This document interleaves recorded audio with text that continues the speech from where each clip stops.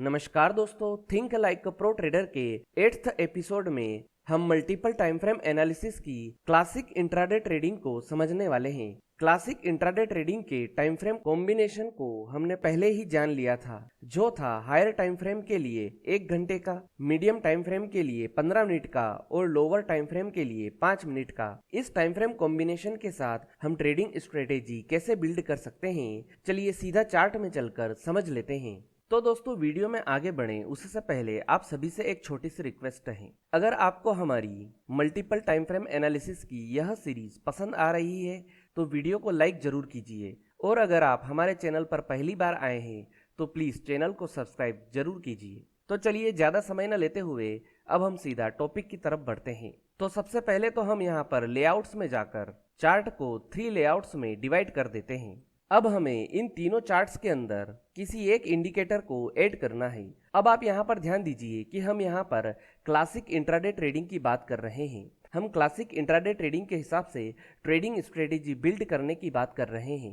तो हमें यहाँ पर इस चीज का बहुत ही स्पेशल ध्यान रखना है कि जो अब हम यहाँ पर इंडिकेटर सिलेक्ट करें वो इंट्राडे ट्रेडिंग के लिए बेस्ट होना चाहिए या इंट्राडे ट्रेडिंग के हिसाब से ही होना चाहिए। तो जैसे कि अगर आप कोई मूविंग एवरेज या कोई एक्सपोनेंशियल मूविंग एवरेज ऐड करते हैं तो वो 20 से ज़्यादा बड़ी नहीं होना चाहिए। मतलब कि हम जो मूविंग एवरेज की लेंथ रखें वो 20 या 20 से कम होना चाहिए। और मैं यहाँ पर इस स्ट्रेटेजी को बिल्ड करने के लिए जो इंडिकेटर यूज़ करने वाला हूँ वो मेरे हिसाब से इंट्राडे का सबसे बेस्ट इंडिकेटर है, और वो इंडिकेटर है वी वेब। तो मैं यहाँ पर इंडिकेटर्स में जाता हूँ और तीनों लेआउट्स के अंदर वी वेब इंडिकेटर को ऐड कर देता हूं। अब हम क्लासिक इंट्राडे ट्रेडिंग के हिसाब से टाइम फ्रेम कॉम्बिनेशन को चार्ट में जमा लेते हैं। तो यहाँ पर मेरा हायर टाइम फ्रेम है 1 घंटे का, तो मैं टाइम फ्रेम में जाता हूं और यहाँ पर 1 घंटे का टाइम फ्रेम सिलेक्ट कर लेता हूं। और इसके बाद मैं मिडिल लेआउट में आकर यहाँ पर हमारा मीडियम टाइम फ्रेम सिलेक्ट कर लेता हूँ, जो है 15 मिनट का। और राइट साइड वाले लेआउट को सिलेक्ट करके इसके अंदर लोअर टाइम फ्रेम सेट कर देता हूं, जो कि है 5 मिनट का। तो दोस्तों, यहां पर मैंने टाइम फ्रेम कॉम्बिनेशन को सेट कर दिया है।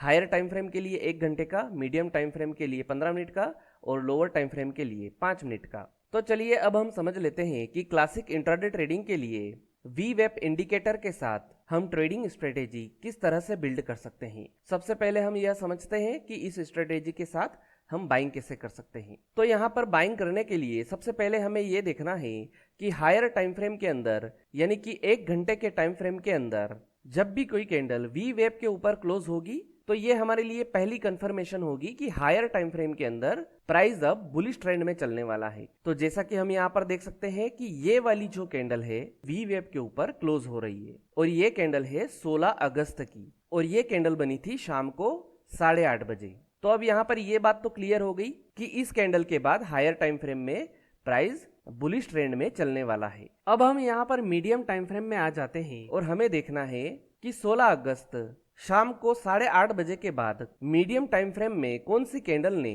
वी वेब के ऊपर क्लोजिंग दी है। तो हम यहाँ पर मीडियम टाइम फ्रेम में देखते हैं कि यहाँ पर 8:45 वाली जो कैंडल है इस कैंडल ने वी वेब के ऊपर क्लोजिंग दी है। तो इसका मतलब ये हो गया कि जो मीडियम टाइम फ्रेम है यहाँ पर भी हमें चार्ट ये इंडिकेशन दे रहा है कि अब यहाँ से प्राइस अप ट्रेंड में चलने वाला है। तो अभी तक यहाँ पर हमारे लिए 2 कंफर्मेशन हो गई है कि हायर टाइम फ्रेम में भी प्राइस अप ट्रेंड में चलने वाला है या कहें कि बुलिश ट्रेंड में चलने वाला है, और मीडियम टाइम फ्रेम में भी प्राइस वी वेब के ऊपर क्लोजिंग दे चुका है। मतलब कि यहाँ पर भी प्राइस अब 8:45 वाली कैंडल के बाद से अप ट्रेंड में चलने वाला है। अब हम यहाँ पर लोअर टाइम फ्रेम के अंदर आ जाते हैं और हमें ये देखना है कि 16 अगस्त 8:45 के बाद वो कौन सी कैंडल है जो वी वेब के ऊपर क्लोजिंग दे रही है। तो हम यहाँ पर चार्ट में देखते हैं लोअर टाइम फ्रेम के अंदर 8:45 वाली ही कैंडल वी वेब के ऊपर क्लोजिंग दे रही है।